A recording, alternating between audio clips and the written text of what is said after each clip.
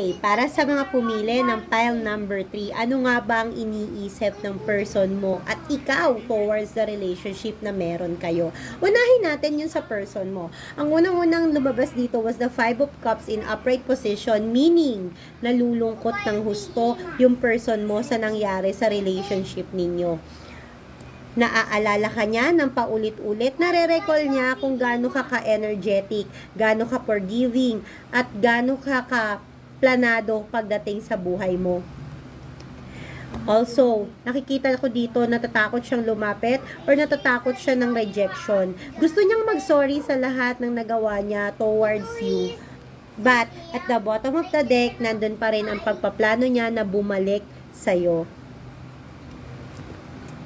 Okay, para naman sa tao na pumili ng pile number 3, ito daw yung napipil mo towards the relationship.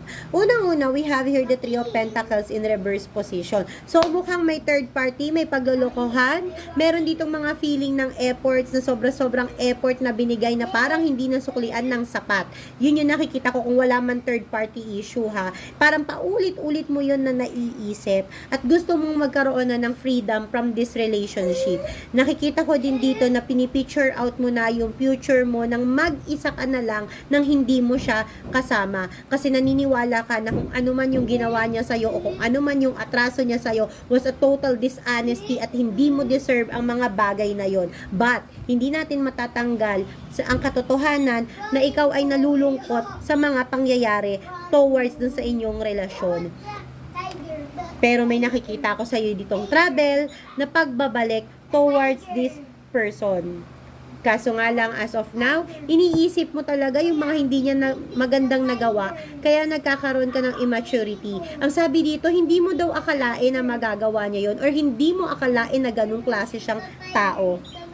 Hindi ko maaalis dito yung fact na talagang paulit-ulit mo siyang naiisip, namimiss. May times na tinitignan mo yung mga photos niya and you're still holding on dun sa mga pinagsamahan ninyo. But, I'm sorry to say, this is the end of your relationship because meron ditong pagkakahiwalay na nakikita ako. May bagong paparating sa'yo na loved ones at ito ay pasasayahin ka at nandito talaga yung true love na nag-iintay para sa'yo.